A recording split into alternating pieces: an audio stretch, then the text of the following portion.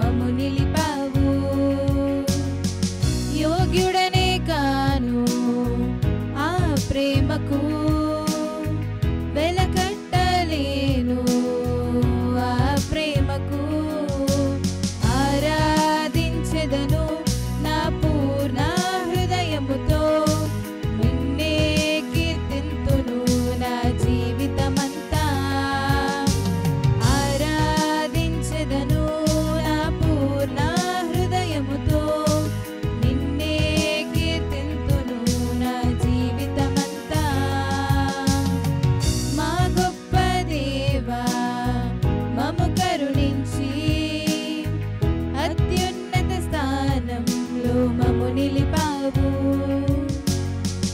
యోగ్యుడనే కాను ఆ ప్రేమకు, వెలకట్టలేను ఆ ప్రేమకు. నెమ్మది లేని బ్రతుకులో, పాపపు బంధకాలలో చిక్కియున్న నన్ను నీవు విడిపించావు. నెమ్మది లేని బ్రతుకులో, పాపపు బంధకాలలో చిక్కియున్న నన్ను నీవు విడిపించావు. పాపంలో నుండి నన్ను విమోచించుటకు, ఆ ఘోర సిలువలోన మరణించావు. దాసత్వమునందే పడియున్న నన్ను నీ కుమారునిగా హెచ్చించావు. మా గొప్ప దేవా మము కరుణించి, అత్యున్నత స్థానంలో మము నిలిపావు. యోగ్యుడనే కాను ఆ ప్రేమకు, వెలకట్టలేను ఆ ప్రేమకు. మార్పులేని బ్రతుకులో, మలినమైన మనసుతోనే తూలనాడి దూషించింది నిన్నేగా. మార్పులేని బ్రతుకులో, మలినమైన మనసులో నీ తూలనాడి దూషించింది నిన్నేగా. ఆ స్థితిలో కూడా నన్ను ప్రేమించే గొప్ప హృదయం నీదే యేసయ్యా. నాలాంటి ఘోరమైన పాపిని కూడా క్షమించి ప్రేమించింది నీవేనయ్యా. మా గొప్ప దేవా మము కరుణించి, అత్యున్నత స్థానంలో మము నిలిపావు. యోగ్యుడనే కాను ఆ ప్రేమకు, వెలకట్టలేను ఆ ప్రేమకు. ఆరాధించెదను నా పూర్ణ హృదయముతో, నిన్నే కీర్తింతును నా జీవితమంతా. ఆరాధించెదను నా పూర్ణ హృదయముతో, నిన్నే కీర్తింతును నా జీవితమంతా.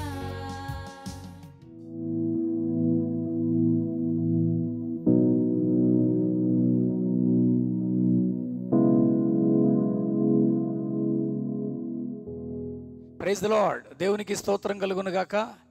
మరొక పరిశుద్ధ ఆదివారం మందు ఈ రీతిగా దైవవాక్య ధ్యానం కొరకు దేవుడు అనుగ్రహించిన ఈ అవకాశాన్ని బట్టి ఆయన కృపకై ముందుగా నేను దేవునికి వందనస్తుడను. అలాగే కూడి వచ్చిన మీ అందరికీ కూడా దైవ దీవెనలు శుభాలు కలుగును గాక. ప్రియులారా, ప్రార్థన చేసుకుందాం, దైవవాక్యాన్ని ధ్యానిద్దాం. పరిశుద్ధుడైన దేవా, కృపగల మా తండ్రి, దినము వెంబడి దినము, సమయం వెంబడి సమయము నాయన ప్రభువు మీరు మాకు అనుకరిస్తూ మరొక పరిశుద్ధ ఆదివారంలోకి నడిపించినందుకు వందనాలు. ఈ ఆదివారం ధ్యాన నిమిత్తమై నీ వాక్యాన్ని నాయన ప్రభువు మేము శ్రద్ధగా అర్థం చేసుకోవడానికి కృప చూపించమని, ఈ పరిశుద్ధ ఆదివారపు ఆశీర్వాదాలు మాపై కుమ్మరించమని, క్రీస్తు పేరిట మమ్మల్ని అప్పగించుకొని నిలబడిన దాసును మరుగుపరిచి మీరే నాతో మాతో మాట్లాడమని ప్రార్థించి పొందుకుంటున్నాం పరమ తండ్రి. ఆమెన్. దేవునికి స్తోత్రం కలుగునగాక. ప్రియులారా, ఈ ప్రత్యేక సమయంలో రక్షణ అనేటువంటి ఒక ప్రత్యేక మాటను మనము ధ్యానం చేయడానికి దేవుడు మనకి కృప చూపించునుగాక. హెబ్రీయులకు రాసిన పత్రిక 2వ అధ్యాయము 3-4 వచనాలు కలిసి ఉంటాయి. 3వ వచనంలో ఏమనుందంటే, ఇంత గొప్ప రక్షణను మీరు నిర్లక్ష్యము చేసిన ఎడల మనము ఎలాగ తప్పించుకొనగలము అని ఆ మాటను ఆయన వివరిస్తున్నారు. ఇంత గొప్ప రక్షణ మనము నిర్లక్ష్యం చేస్తే మనం ఎలా తప్పించుకుంటాం? ఈ మాటను సాధారణంగా చాలామంది అన్యులకి ఆపాదించి మాట్లాడడం నేను విన్నాను. అన్యులు రక్షింపబడకపోతే ఎలాగా, రక్షణను నిర్లక్ష్యం చేస్తున్నటువంటి వారు రక్షింపబడకపోతే నాశనానికి పోతారు అనేటువంటి మాటలే మనం విన్నాం. కానీ వాస్తవంగా ఈ రక్షింపబడడం అనేది అన్యుల కొరకు చెప్పబడిన మాటగా నేను అనుకోవట్లా. ఈ రక్షింపబడినటువంటి వారి కొరకు, రక్షణ అనుభవంలో ఉన్నవారి కొరకు ఈ మాటను వ్రాయించారు పరిశుద్ధాత్ముడు. రక్షణ పొందినటువంటి వారమైన మనము ఆ రక్షణను అలక్ష్యము చేసిన లేక నిర్లక్ష్యము చేసిన మరి దేవుని ఆ ఉగ్రత నుంచి మనం ఎలా తప్పించుకోగలం? అందుకని ఈరోజు ఈ రక్షణ అనేది ఇది ఒక్కసారిగా జరిగిపోయే ప్రక్రియ కాదు. సాధారణంగా కొంతమంది బాప్తిజము రక్షణ ఒకటే అనుకుంటారు. మీరు రక్షింపబడ్డారండి అంటే, అవునండి ఈ మధ్య బాప్తిజం పొందానండి అన్నవాళ్ళు చాలామంది ఉన్నారు. రక్షణ వేరు, పరిశుద్ధ బాప్తిజమం వేరు. బాప్తిజమం అనేది మారు మనస్సుకు కలిగినటువంటి ఒక బాహ్య సూచన. రక్షణ అనేది అనునిత్యము మనం కొనసాగించవలసినటువంటి ఒక కార్యమై ఉంది. అందుకనే దైవజనులు చెప్తూ ఉంటారు ఈ మాట, రక్షణ అనేది 3 కాలాలకు సంబంధించినది. ఒక మాటలో చెప్పాలంటే రక్షింపబడ్డాము, రక్షింపబడుచున్నాము, రక్షింపబడతాము. ఈ 3 కాలాల్లోనూ జరిగే ఒక అద్భుతమైనటువంటి ప్రక్రియ రక్షణ. అయితే ఈ రక్షణ మనం పొందినప్పుడు ఆ రక్షణకు తగినటువంటి జీవన విధానం మన భక్తి జీవితంలో కనబడాలి. ఈ రక్షణ ఊరికే ఇవ్వలేదండి. ఈ రక్షణ ఏ ప్రణాళిక, ఏ యొక్క ఆలోచన లేకుండా దేవుడు మనకు అనుకరించాల. అక్కడే 4వ వచనాన్ని చదివితే, హెబ్రీయులకు రాసిన పత్రిక 2వ అధ్యాయంలో 4వ వచనములు ఏమనుందంటే, అట్టి రక్షణ ప్రభువు బోధించుట చేత ఆరంభమై దేవుడు తన చిత్తానుసారముగా సూచక్రియల చేతను, మహత్కార్యముల చేతను, నానా విధములైన అద్భుతముల చేతను, వివిధములైన పరిశుద్ధాత్మ వరములను అనుగ్రహించుట చేతను వారితో కూడా సాక్ష్యమిచ్చుచుండగా వినిన వారి చేత మనకు దృఢపరచబడెను. ఈ రక్షణ ప్రణాళిక ఇంత గొప్పది. ఇది యేసుక్రీస్తు వారు బోధించడం ప్రారంభించినప్పుడు ప్రారంభించబడిన ఒక ప్రత్యేకమైన కార్యం. సో ఎంతవరకు ఇది కొనసాగించబడాలి అంటే, స్వయాన ప్రభు అయిన యేసుక్రీస్తు వారు మత్తయి సువార్తలో 10వ అధ్యాయంలో ఒక మాట చెప్పారు ప్రియులారా. మత్తయి సువార్త 10వ అధ్యాయంలో ఆయన అంటున్నటువంటి మాట 22వ వచనం, మీరు నా నామము నిమిత్తము అందరి చేత ద్వేషించబడుదురు, అంతము వరకును సహించిన వాడే రక్షింపబడతాడు. ఈరోజు క్రైస్తవ భక్తి జీవితంలో రక్షణ కొనసాగించబడాలంటే సహింపు చాలా అవసరం ప్రియులారా. ఓర్చుకునే ఓర్పు మనకు ఉండాలి. అలా సహించుకున్నవాడే చివరి వరకు ఈ రక్షణను కొనసాగించగలడు. కనుక దైవ వాక్యాన్ని మనం ధ్యానిస్తే మత్తయి సువార్తలో 24వ అధ్యాయంలో కూడా యేసుక్రీస్తు వారు చెప్పినటువంటి ఆ వచనాన్ని మనం చూస్తే 13వ వచనం 24వ అధ్యాయం 13లో కూడా ఆయన అన్నారు, అంతము వరకు సహించిన వాడెవడో వాడే రక్షింపబడతాడు. ఎందుకంటే 11, 12 వచనాలలో అనేకమైనటువంటి అబద్ధ ప్రవక్తలు వచ్చి పలువురిని మోసం చేస్తారు. అక్రమము విస్తరించుట చేత అనేక మంది ప్రేమ చల్లారిపోతుంది. ఇలాంటి పరిస్థితుల్లో రక్షణ కొరకు మనం నిలబడాలి. అన్నీ సహించుకోవాలి. ఈ అబద్ధ బోధల్ని, లేక ఈ ప్రేమ చల్లారిపోయినటువంటి మనుషుల మధ్య జీవనము, ఇవన్నీ ఎవరైతే అలా సహించుకుంటూ ముందుకు వెళతారో వారే తమ రక్షణను కొనసాగించగలరు, వారే తమ రక్షణలో ముందుకు సాగగలరు. అందుకని అంటున్నాను ప్రియులారా, దేవుని యొక్క సాన్నిధ్యంలో అసలు రక్షణకు అవసరమైనవి కొన్ని చెప్పి నేను ఈ వర్తమానాన్ని ముగిస్తాను. రక్షణకు అవసరమైనటువంటి వాటిలో ప్రాముఖ్యమైనది గుర్తు. ఏ సైన్ మస్ట్ బి దేర్. రక్షింపబడ్డాము అనడానికి ఒక గుర్తు అవసరం ప్రియులారా. అర్థమవ్వడానికి యెహోషువ గ్రంథం 2వ అధ్యాయంలో 18వ వచనాన్ని మనం చూస్తే, నీవు మమ్మను దించిన ఈ కిటికీకి ఈ ఎర్రని దారము కట్టి నీ తండ్రిని, నీ తల్లిని, నీ అన్నదమ్ములను, నీ తండ్రి ఇంటి వారందరినీ నీ ఇంట చేర్చుకొనుము. వేగుల వారిని రాహాబు అనే వేశ్య తప్పించిన విషయం అందరికీ తెలుసు. ఆ రాహాబు అడుగుతుంది వాళ్ళని, అయ్యా నిశ్చయముగా మీ దేవుడు గొప్పవాడు గనక ఒక రోజు మీరు వస్తారు, ఈ యెరికోనంతా స్వాధీనపరుచుకుంటారు. ఆ సమయంలో నన్ను, నా కుటుంబాన్ని జ్ఞాపకం చేసుకొని నా అన్నదమ్ములను, నా తండ్రి ఇంటి వారందరినీ మీరు రక్షించాలి అని అంటారు. అప్పుడు వాళ్ళు ఏం చెప్పారంటే, అలాగ మేము వారిని రక్షించాలంటే మీరు ఎర్రని దారాన్ని మీ ఇంటి గుమ్మానికి గుర్తుగా కట్టండి, ఆ గుర్తును బట్టి వారందరూ రక్షింపబడతారంటారు. ఈరోజు దానినే నేను అంటున్నాను, మీ ఇంటికి రక్షింపబడ్డామనే గుర్తుందా? ఈరోజు అనేకులు అన్యులు మనల్ని గమనిస్తున్నారు, అనేక మంది అన్య జనాంగం మధ్య మనం జీవిస్తున్నాము. మరి వారికి మన ఇల్లు రక్షింపబడినటువంటి గృహముగా ఒక గుర్తును చూపించగలుగుతుందా? ఈరోజు క్రిస్మస్ వచ్చింది అనుకోండి, అనేక మంది వాళ్ళ ఇళ్ల మీద స్టార్ కడతారు. ఎందుకు కడతారంటే, ఒకటి యేసుక్రీస్తు ఆ ఇంట పుట్టాడని చెప్పడానికి, రెండు ఆ ఇంటి వారు రక్షింపబడ్డారు, మూడవదిగా వారు క్రైస్తవ జనాంగం అని అనేకులు తెలుసుకోవడానికి ఒక గుర్తు కడతారు. నేనంటున్నాను, అది క్రిస్మస్ సీజన్ కనుక ఒక స్టార్ కడితే they can recognize that these children belongs to Christianity అని వాళ్ళకి తెలుస్తుంది. కానీ రక్షణకో, ఈరోజు రక్షణకు నీ ఇంట ఒక గుర్తుందా? ఈరోజు చుట్టుపక్కల వాళ్ళ గుర్తును గమనిస్తున్నారని మీరు గమనిస్తున్నారా? నీ ఇంట్లో రక్షణకి గుర్తులు ఉన్నాయా? ఉదయకాలాన్ని లేచి చక్కగా మంచి పాటలు పెట్టుకొని హాయిగా సుఖంగా మన పనులు మనం చేసుకుంటూ ఆధ్యాత్మికంగా ఆలోచన చేస్తూ ప్రార్థన చేసుకొని మన యొక్క దినచర్యలోకి మనం వెళ్ళగలుగుతున్నామా?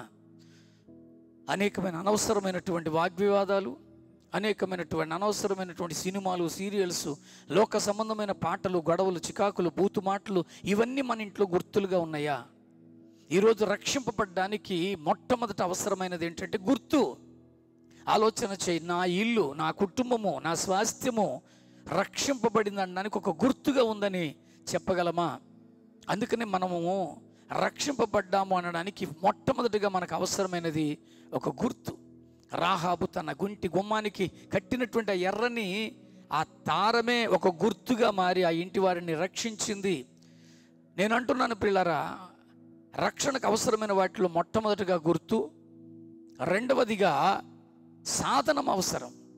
ఈరోజు హెబ్రీలకు రాసినటువంటి పత్రికలో 11వ అధ్యాయంలో నోవహును గురించి మాట్లాడుతూ ఆ మాటను చక్కగా చెప్పడం జరిగింది ప్రియులారా. 7వ వచనంలో, విశ్వాసమును బట్టి నోవహు అది వరకు చూడని సంగతులు గూర్చి దేవుని చేత హెచ్చరింపబడి భయభక్తులు గలవాడై తన ఇంటి వారి రక్షణ కొరకు ఒక ఓడను సిద్ధము చేసెను. ఈరోజు ఆ ఓడ రక్షణకు సాధనమై ఉంది. ఈరోజు మన ఇల్లు ఒక సాధనంగా ఉందా? ఇప్పుడు మనకి రక్షణకు సాధనం ఆ రోజుల్లో నోవహు కట్టిన ఓడైతే, ఇప్పుడు దేవుని మందిరాలే మనకు సాధనాలు. ఈరోజు ప్రతి ఆదివారం మానక నీవు దేవుని మందిరానికి వచ్చి నీవు నీ కుటుంబము వాక్యానుసారంగా రక్షింపబడినటువంటి అనుభవంలో ఉన్నారా? ఈరోజు దైవ మందిరాలు రక్షణకు సాధనాలుగా ఉన్నాయి. ఈ సాధనముగా ఉన్నటువంటి దైవ మందిరంలోకి వచ్చి మనము ఆ సాధనములో సాధకం చేస్తే మనం ఖచ్చితంగా రక్షణలో రెండవ గుర్తుని కంప్లీట్గా చూపించగలం. ఈరోజు నీ ఇల్లు ఒక సాధనంగా ఉందా? నీ వ్యాపారం ఒక సాధనంగా ఉందా? నువ్వు వాడుతున్న వాహనం, నువ్వు చేస్తున్న ఉద్యోగం, నీకున్న పాడి, నీ పంట, నీకున్న సమస్త చేతి పనులు దేవుని యొక్క రక్షణకు సాధనాలుగా ఉన్నాయా? మీరు ఏ పని చేయండి, అదొక సాధనంగా మార్చబడితే అది దీవెనకరంగా ఉంటుంది. కొంతకాలం క్రితము మా ఇంటికి ఒక ఆయన వచ్చేవాడండి. ఆయన ఒక షిప్పింగ్ కంపెనీలో పనిచేస్తుండేవాడు. అతడు వచ్చి మా ఇంట్లో ఒక 10 నిమిషాలు కూర్చునేవాడు. ఏమీ మాట్లాడేవాడు కాదు. కాసేపటికి మళ్ళీ వెళ్ళిపోతుండేవాడు. అప్పుడప్పుడు పాస్టర్ గారు ఇస్తే టీ తాగుతుండేవాడు. నేను ఒకరోజు అడిగాను, అయ్యా మీరు వస్తున్నారు, కూర్చుంటున్నారు, మాతో పెద్ద ఏం మాట్లాడరు, అసలు ఎందుకు వస్తున్నారు, ఎందుకు కూర్చుంటున్నారు, వెళ్ళిపోతున్నారు అని అడిగితే ఆయన ఒకటే చెప్పాడు, అయ్యా నా మనస్సు కొంచెం చెదిరినప్పుడు లేక కొంచెం బాధగా అనిపించినప్పుడల్లా నేను మీ ఇంటికి వస్తాను. ఇక్కడ కూర్చుని ఆ 10 నిమిషాలు దైవనామస్మరణ చేసుకొని నేను సాంత్వన పొంది తిరిగి వెళ్ళిపోతుంటానయ్యా అన్నాడు. నాకే ఆశ్చర్యమైపోయింది. అంటే ఈరోజు నా ఇల్లు దేవుని యొక్క రక్షణకు ఒక సాధనంగా ఉందా? నీ ఇల్లు కూడా దేవుని రక్షణకు ఒక సాధనంగా ఉందా? లేక చికాకులు పడుతూ, గొడవలు పడుతూ, అరుపులు అరుచుకుంటూ ఈరోజు మన ఇల్లు, మన మందిరాలు దేనికి సాధనాలుగా ఉన్నాయి? అందుకనే రక్షణలో అవసరమైనది రెండవది సాధనము. ఆ రోజు నోవహు ఓడను రక్షణకు సాధనంగా తయారు చేశాడు. ఈరోజు మనము మన ఇంటిని, లేక మన మందిరాలను, లేక మనకు ఇవ్వబడిన సమస్త స్వాస్థ్యమును రక్షణకు సాధనాలుగా చేయగలుగుతున్నామా? మూడవదిగా అంటున్నాను ప్రియులారా, పేతురు రాసినటువంటి మొదటి పత్రికలో మొదటి అధ్యాయంలో 19వ వచనంలో రక్షణకు అవసరమైన మరొక ప్రాముఖ్యమైనటిది అక్కడ రాయబడి ఉంది. అదేంటంటే 19వ వచనం, అమూల్యమైన రక్తము చేత అనగా నిర్దోషమును నిష్కళంకమునకు గొర్రెపిల్ల వంటి క్రీస్తు రక్తము చేత విమోచింపబడితిరని మీరు ఎరుగుదురు కదా. ఈరోజు రక్షణకు అవసరమైనది పరిశుద్ధమైన, నిష్కళంకమైన, పవిత్రమైన రక్తం. అందుకనే అంటాడు వాక్యములో, గొర్రెల వంటి, మేకల వంటి మనుషుల యొక్క రక్తము మనల్ని విమోచించదు, కానీ పవిత్రమైన, నిష్కళంకమైన ఆ దేవుని రక్తము మనలను రక్షణలోకి నడిపిస్తుంది. ఈరోజు ఆ యేసుక్రీస్తు వారి యొక్క రక్తము మనలను కడిగిందా? అలా కడిగింది, మనలను రక్షణలో స్థిరపరిచిందని చెప్పడానికి మన దగ్గర ఆ అనుభవం ఉందా? ఆ యొక్క అవసరత అయినటువంటి రక్తం ఉందా? ఈరోజు ఆ క్రీస్తు రక్తము మనల్ని ఎక్కడ కడిగింది? పరిశుద్ధ బాప్తిజం అంటే నీటిలో మునిగి తిరిగి లేవడం. కానీ మరి యేసుక్రీస్తు రక్తములో కడగబడ్డం అంటే లిటరల్గా పాస్టర్లు ఎవరు రక్తపు గుంటలో మనల్ని ముంచరు, లేక ఒక బకెట్ రక్తము తీసుకొచ్చి నెత్తి మీద పోయరు. కానీ యేసు రక్తంతో కడగబడ్డాము అనే మాట ఉపయోగించాలంటే హెబ్రీలకు రాసినటువంటి పత్రిక 9వ అధ్యాయంలో 14వ వచనంలో ఉంది, నిత్యుడగు ఆత్మ ద్వారా తనను తాను దేవునికి నిర్దోషినిగా అర్పించుకొనిన క్రీస్తు యొక్క రక్తము నిర్జీవ క్రియలను విడిచి జీవము గల దేవుని సేవించుటకు మీ మనస్సాక్షిని ఎంతో ఎక్కువగా శుద్ధి చేయును. ఈరోజు నిర్జీవ క్రియలను విడిచిపెట్టగలిగామా? ఈ రక్తముతో కడగబడినటువంటి అవసరత ఎందుకంటే మన మనస్సాక్షి కడగబడాలి. ఈరోజు మనస్సాక్షికి విరుద్ధంగా మనం ప్రవర్తిస్తున్నంతసేపు రక్షణ యొక్క గుర్తు లేక రక్షణ యొక్క సాధనంగా మనం ఉండలేం. ఈరోజు ఆ కడగబడిన అనుభవంలో మనం ఉన్నామా? నిజముగా దేవుని యొక్క రక్తములో కడగబడ్డం అంటే మన మనస్సాక్షులు కడగబడాలి. మన మనస్సాక్షికి విరుద్ధంగా మనం ఏది చేసినా రక్షణ మనలో లేనట్టే. అందుకని ఈ దినాన నేను రక్షింపబడ్డాను, నేను రక్షణలో ఉన్నాను, కొనసాగుతున్నాను అనే వాళ్ళు ఒకసారి మనస్సాక్షి యేసుక్రీస్తు యొక్క పవిత్ర, నిష్కళంక, సమాధాన రక్తముతో కడగబడిందా?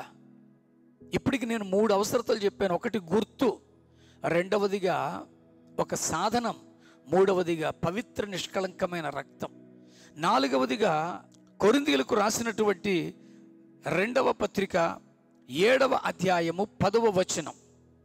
కొరింథీయులకు రాసిన 2వ పత్రిక 7వ అధ్యాయం 10వ వచనములో దైవ చిత్తానుసారమైన దుఃఖము రక్షణార్థమైన మారు మనస్సును కలుగజేయును.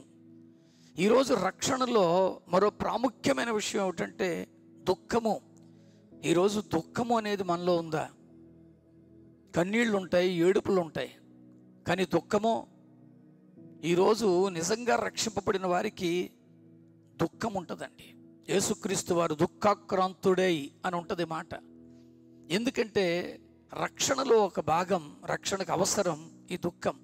ఈరోజు చాలామందికి ఆ దుఃఖం లేదండి. నేను వింటున్నాను, దుఃఖం అంటే ఊరికి పడి ఏడవడం అని కాదు, లేకపోతే ఎప్పుడు చూసినా ఏడుపు మొక్కలతో ఉండమని కాదు. అసలు ఏమీ లేనటువంటి మనలను ప్రేమించి మనకి రక్షణ అనుగ్రహించిన ఆ దేవుని కొరకు నేనేం చేస్తున్నాననే దుఃఖం ఉండాలి. దేవుని కొరకు నేను ఎలా జీవించగలుగుతున్నాననే దుఃఖం ఉండాలి. ఎందుకంటే దుఃఖాన్ని చూస్తున్నవాడు మన మధ్యలో ఉన్నాడు. మోషేను దేవుడు పిలుచుకున్నప్పుడు చెప్పాను, కేవలం ఇశ్రాయేలీయులను విడిపించడానికి మాత్రమే రాలేదు, ఆయన నడిపించడానికి వస్తూ 3 మాటలు చెప్తాడు. పనిలో తమను బాధపెడుతున్నటువంటి వారి యొక్క బాధను నేను చూశాను, వారు పెడుతున్న మొరను నేను విన్నాను, వారి దుఃఖము నాకు తెలిసే ఉన్నది అంటాడు. ఈరోజు నిజంగా ఆ పశ్చాత్తాప హృదయంతో మనం దుఃఖపడుతున్నామా?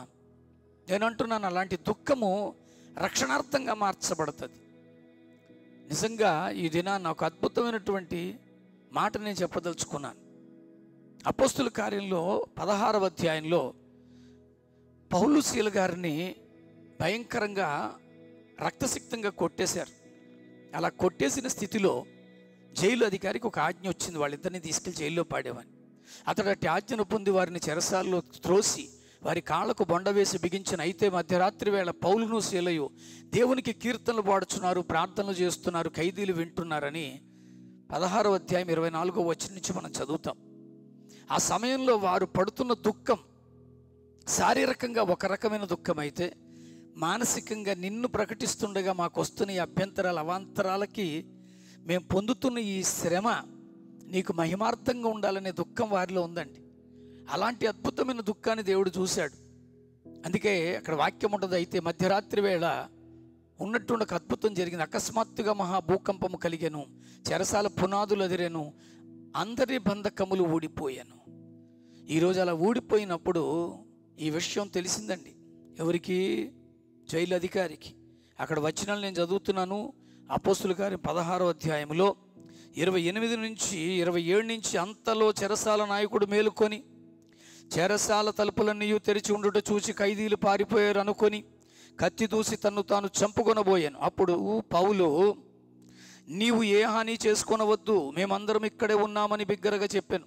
అతడు దీపము తెమ్మని చెప్పి లోపలికి వచ్చి వణుకుచు పౌలును శీలయు సాగిలపడి వారిని వెలుపలికి తీసుకొని వచ్చి, అయ్యలారా, రక్షణ పొందుటకు నేనేమి చెయ్యవలెను?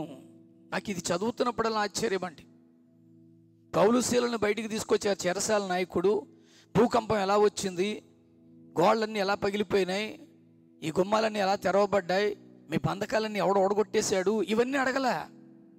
వాళ్ళు పొందిన శ్రమ, వారు పడుతున్న బాధ కేవలము వారు పొందిన రక్షణ వల్లే సాధ్యమైందని గ్రహించగలిగాడు. ఈరోజు నిన్ను నన్ను మన కుటుంబాలని చూస్తూ మనం ఆధ్యాత్మికంగా పొందుతున్నటువంటి ఈ దుఃఖము రక్షణార్థంగా ఉందా? అనేకులకు రక్షణను కనబరిచే విధంగా ఉందా? ఈరోజు నిజంగా ఎంతమంది అలాంటి ప్రార్థన చేయగలుగుతున్నారు? దుఃఖముతో చేసిన ప్రార్థన నాట్యంగా మార్చబడుతుందని బైబిల్ చెప్పింది. ఈరోజు దుఃఖపడు వారు ధన్యులు, వారు ఓదార్చబడతారని యేసుక్రీస్తు వారి స్వయాన చెప్పారు. కనుక అలాంటి దుఃఖపూరితమైనటువంటి ఆ యొక్క లక్షణము, ఆ అవసరము మన రక్షణలో ఉందని గుర్తిస్తావా మిత్రమా? అందుకనే ఆ జైలు అధికారి గుర్తించింది ఏంటో తెలుసా? ఎవరు ఓడగొట్టారు, ఎలా బంధకాలు తెగాయి అనేది చూడలేదు, కానీ వారు పొందిన రక్షణే ఈ కార్యం చేసిందని. అప్పుడు పౌలు శీల గారు చాలా అద్భుతంగా మాట్లాడతారు. ప్రియులరా, నా దేవుడు శక్తిమంతుడు, మేము ఏం చేసినా వినేస్తాడు, మేము ఇలాగ చేయగలం, మేము అద్భుతాలు చేస్తాం, మాకు ఈ వరాలు ఉన్నాయి, ఇలాంటి కబుర్లు ఏం చెప్పలా. వాళ్ళు ఎంత అద్భుతంగా మాట్లాడారంటే అతనితో, అయ్యలారా, రక్షణ పొందుటకు నేనేమి చేయవలనను, అందుకు వారు ప్రభువైన యేసునందు విశ్వాసం ఉంచు, అప్పుడు నీవు నీ ఇంటి వారు రక్షణ పొందుతారు. అదండి సువార్త అంటే. రక్షణ పొందడానికి ఏం చేయాలంటే, మానకుండా 7 వారాలు మా చర్చికి రా, లేకపోతే మాకు డొనేషన్స్ ఇవ్వు, నువ్వు నీ ఇంటి వారు రక్షింపబడతారని ఇప్పుడు చెప్తున్నటువంటి సోది కబుర్లు చెప్పలేదండి వాళ్ళు. ఎంత అద్భుతంగా మాట్లాడారంటే, రక్షణ పొందాలంటే నీవు నీ ఇంటివారు యేసుక్రీస్తులో విశ్వాసం ఉంచండి. ఈరోజు నిజంగా మన రక్షణ ఆ యేసుక్రీస్తులో విశ్వాసం ఉంచేటట్లుగా, అవతల వారు గుర్తించేటట్లుగా ఉందా? అందుకనే రక్షణలో 4 అవసరం. ఇప్పటికీ చెప్పాను. 1 గుర్తు, 2వది సాధనం, 3వది పవిత్ర నిష్కళంక రక్తం, 4వది దైవ చిత్తానుసారమైన దుఃఖం. మరొక లేఖనాన్ని చూద్దాం ప్రియులారా. తిమోతికు రాసినటువంటి మొదటి పత్రికలో 6వ అధ్యాయంలో 11వ వచనాన్ని చూస్తే అక్కడ అద్భుతమైన మాట చెప్తున్నాడు. రక్షణ పొందాలి, రక్షణ కంటిన్యూ చేయబడాలంటే, దైవజనుడా, నీవైతే వీటిని విసర్జించి నీతిని, భక్తిని, విశ్వాసమును, ప్రేమను, ఓర్పును, సాత్వికమును సంపాదించుకున్నటకు ప్రయాసపడు. ఈరోజు ఎంతమంది రక్షణ కొనసాగించడానికి ప్రయాసపడుతున్నారు? నిజంగా ప్రయాసపడుతున్నారా ప్రియులారా? మన ప్రయాస అంతా లోకరీతిగా ఘనకీర్తులు సంపాదించడానికి, పేరు ప్రఖ్యాతులు సంపాదించడానికి, మరింతగా మనకి ఏవేవో ఘనతలు రావడానికే మన ప్రయాస తప్ప, నిజంగా క్రీస్తు యొక్క రాజ్య వ్యాప్తి కొరకు ఎంతమంది ప్రయాసపడుతున్నారు? నిజంగా క్రీస్తు యొక్క రక్షణ అనేకులు గమనించినట్లు ఎంతమంది ప్రయాసపడుతున్నారు? దైవజనుడా అన్నాడని ఏదో పాస్టర్లకని అనుకోకండి. దేవుని చేత నియమించబడిన ప్రతి జనాంగము దైవ జనాంగమే. దైవజనుడా అనగా సింగులర్లో మాట్లాడుతున్నారు. వ్యక్తిగతంగా క్రీస్తు యేసును కలిగి ఉన్నటువంటి ప్రతి ఒక్కరికి ఆపాదించగలిగిన మాట ఇది. ఓ దైవజనుడా, ఓ దేవుని బిడ్డ, నీవు వీటిని సంపాదించుకోవడానికి ప్రయాసపడుతున్నావా? ఈరోజు లోక సంబంధమైన వాటిని సంపాదించడానికి మనం ప్రయాసపడతాం. మన పేరు ప్రఖ్యాతులు కావాలి, ఘనకీర్తులు కావాలి, డబ్బు కావాలి. లేక లోకంలో అనేటువంటి కొంతమంది దైవజనులు నేను చూశాను. ఒక పాంప్లెట్లో గొప్ప గొప్ప వారు వేదిక మీదకి రాబోతున్నారు. అనేక మంది సెలబ్రిటీలు రాబోతున్నారు. Christianity is not connected with celebrity అనే వర్డ్తో సంబంధం లేదండి. అసలు ఈరోజు ఇలాంటి పదాలన్నీ ఎందుకు ఉపయోగిస్తున్నారంటే వాళ్ళ ప్రయాస వాటి కొరకే. కానీ బైబిల్ ఏం చెప్పిందో తెలుసా? నీతిని, భక్తిని, విశ్వాసమును, ప్రేమను, ఓర్పును, సాత్వికమును, వీటిని సంపాదించుకోవడానికి ప్రయాసపడండి. ఈరోజు రక్షణలో ప్రయాస ఉంది. ప్రయాస లేకుండా రక్షణ కొనసాగించలేం. So are you really suffering to receive all these kind of things to continue your salvation? నీ రక్షణ కొనసాగించడానికి వీటి కొరకు నువ్వు ప్రయాసపడతావు మిత్రమా?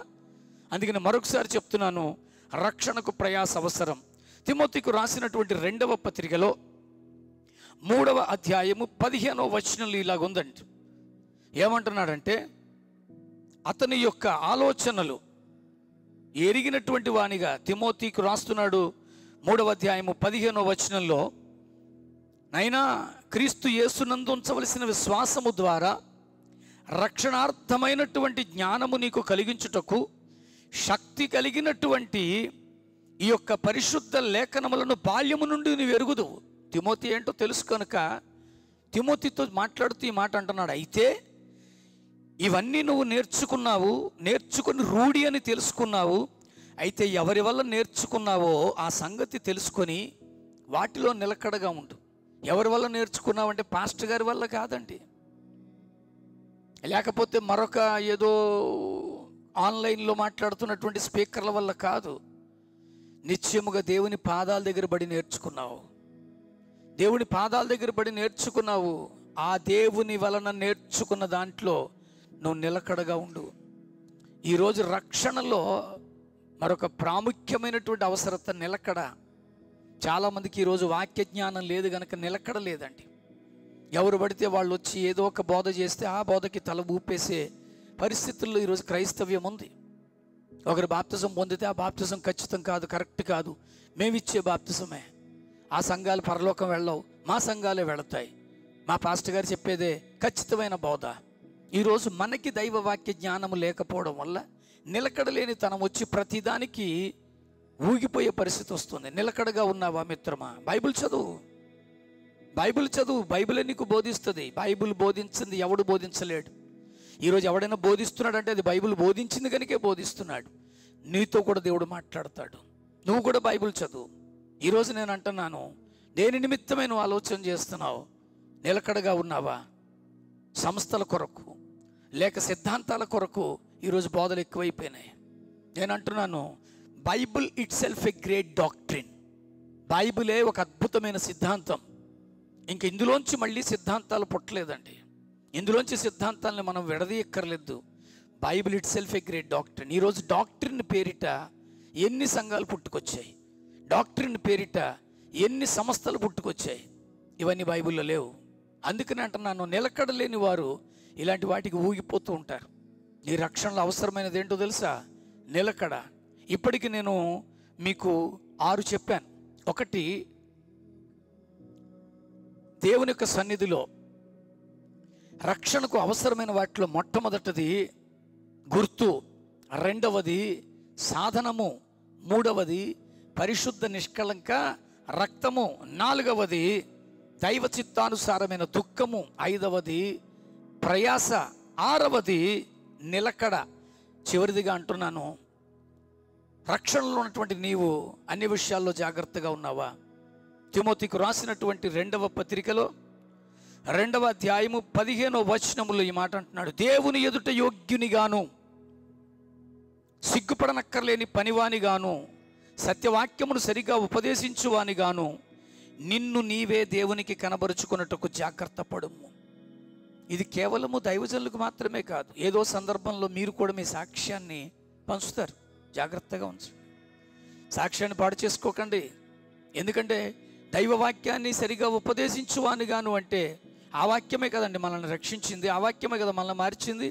ఎవరికో మనం సాక్ష్యం చెప్పినప్పుడు ఆ దైవవాక్యాన్ని చెప్తాం. అలా చెప్పేటప్పుడు జాగ్రత్త. ఈరోజు దైవవాక్యాన్ని చెప్పడం కంటే చేయడం చాలా ప్రాముఖ్యం. అందుకనే నీ రక్షణలో ఈ అవసరతలన్నీ గుర్తించి దేవుని యొక్క సాన్నిధ్యంలో నీ రక్షణను కొనసాగిస్తావా మిత్రమా? కనుక అలాంటి జాగ్రత్త మన భక్తి జీవితంలో కలిగి ఉన్నప్పుడు, ఎందుకంటే ఏసావు వంటి భ్రష్టుడైనను వ్యభిచారుడైనను మీలో ఉండకుండా మిమ్మల్ని మీరు జాగ్రత్తగా చూసుకోండి అని వాక్యం హెచ్చరిస్తుంది. అలాంటి జాగ్రత్తలో మన రక్షణ కొనసాగిద్దాం. దేవుడి పరిశుద్ధ మాటలను మన వినికిడిలో ఆశీర్వదించునుగాక. ప్రార్థన చేసుకుందాం. గనుడైన దేవా, కృపగల రక్షక, ఎంతైనా నీ నమ్మకత్వానికి శిరస్సు వంచి వందనాలు చెల్లిస్తున్నాం. నిజమే, రక్షణ అనేది చాలా ప్రాముఖ్యమైనది, ఒక గొప్ప ప్రణాళిక. దానిని నిర్లక్ష్యము చేసి మేము తప్పించుకోలేం. ఇది కేవలం రక్షింపబడిన వారి కొరకు మీరు ఇచ్చిన హెచ్చరికగా మేము ధ్యానిస్తున్నాం. ఈ 7 అవసరమైనవి మా రక్షణలో కొనసాగించడానికి కృప చూపించమని క్రీస్తుని పరిశుద్ధ కుమారుని పేరిట ప్రార్థించి పొందుకొంచున్నాం పరమ తండ్రి. ఆమెన్. ఆశీర్వాదం తీసుకుందాం. తండ్రి అయిన దేవుని ప్రేమయు, రక్షకుడైన యేసుక్రీస్తు వారి యొక్క కృప కనికరము, పరిశుద్ధాత్మ దైవ సన్నిధి సహాయము కూడి ఉన్న బిడ్డలతో, భూమి మీద పరిశుద్ధులతో తమ రక్షణకు అవసరమైన వాటిలో జాగ్రత్త గమనించుకొని కొనసాగించుటకు ఇష్టపడుతున్న ప్రతి ఒక్కరికి సదా తోడే ఉండి నడిపించునుగాక. ఆమెన్. God bless you.